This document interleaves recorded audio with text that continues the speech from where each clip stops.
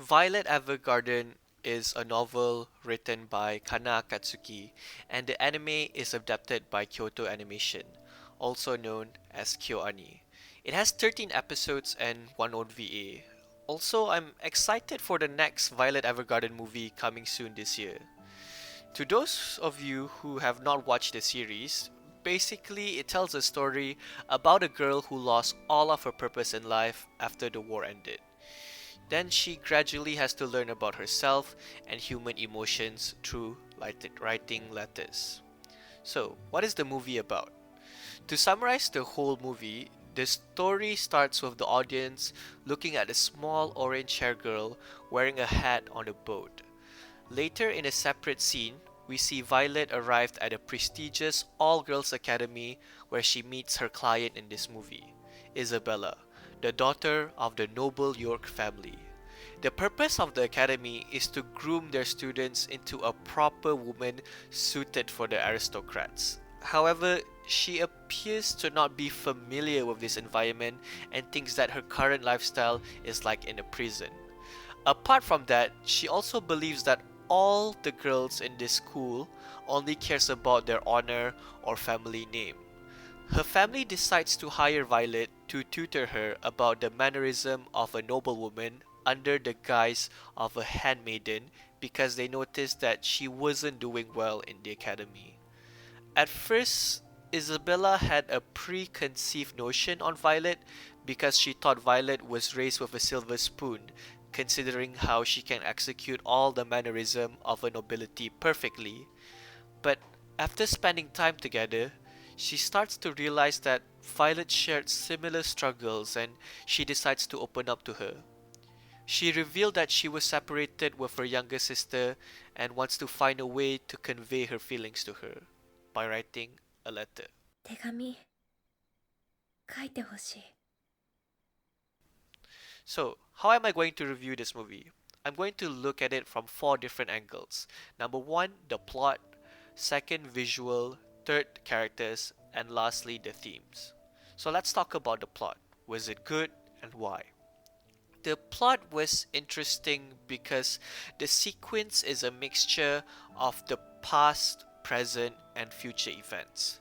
Like most anime, there's always a flashback episode, or in this case, fragments of flashback in the plot, which was important to showcase the relationship between Isabella, her sister, and how it's connected to Violet. What's more compelling was how they arranged the plot in a way that strings together all the events perfectly that leads to the conclusion of the movie. To simplify this, it means that they were able to properly focus all the main events of the story on the right time. For example, without spoilers, you will explore the story from two different perspectives, which is Isabella and her sister. And they did this without feeling rushed or convoluted. In other words, it wasn't messy. With the right amount of consistency and flow, the plot was super good to me due to its good execution of a straightforward but enjoyable style of direction. So usually plot is separated into three different acts.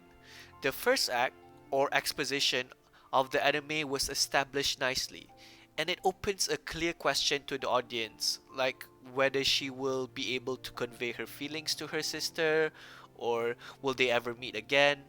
These questions transition to the second act smoothly, where the story will explore more to the possibilities of answering these questions and challenges they have to face. As for the final act, the conclusion to answer those questions might satisfy people differently. You might or might not like it, depends on your personal taste of how they handled it, but I love those kind of endings. You'll know when you watch it. Secondly, how is the visual? Like usual, whenever someone watches Violet Evergarden, it is nothing but stunning, especially coming from Kyoto Animations, right? Every scene carries its own unique aesthetic for our eyes to glue towards the screen. There were many environmental scenes in the movie, and the way that they animated it was beautiful. Even the characters and background were immersively detailed. I mean, look at how they draw Violet and all the characters. If you watch enough anime carefully, you will notice that some animes have unfinished drawings or just non-moving characters in the background. But in this movie, every detail gives a breath of life to the scenes. From just something as the moving hair in scene or people walking in the background. If you're a fan of visual aesthetics, then this one will definitely melt your eyes. So, what about the characters?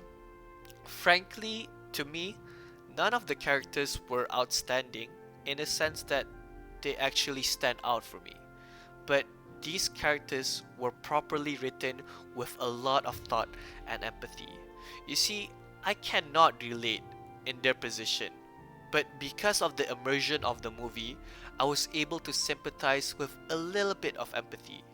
You will see a lot of growth and character development from Isabella and Taylor in this movie, from how cold she was to Violet and started to treat her nicely, to how Taylor wants to pursue her ambition to be a. You gotta watch it yourself. And as for Violet, if you watch the series, this movie does not have any significant development for her, but more to how, as a developed character, interacts with both Isabella and Taylor. If you recall the series, we see her grow from not understanding human emotions and struggles of writing, right? Now we see how she's able to utilize her skill to support these new characters. And lastly, the theme of the movie. So, what's the main theme? I think the main theme is about the struggle of missing someone you love but cannot meet them directly. Whether it is because of distance, time, or even death, they want to show that if you genuinely treasure your bond with someone, then it transcends beyond physical limitation. But the question is, how are you able to convey it? So, do I enjoy the movie? Personally, for me, I did enjoy it in the sense that it was a good but slow paced slice of life anime. Since there aren't many actions, the conflict and the plot was not dramatic, which could be a good thing and bad thing depends on your taste. So, even though there weren't any action, I still enjoy it and I suggest people bring some tissues with them as well, just in case, you know. So, on a scale is very arbitrary to me, but if I were to give it a point, it'll be 7.5. If you enjoy this review, please like and subscribe to my channel because I need food to eat. Thank you very much.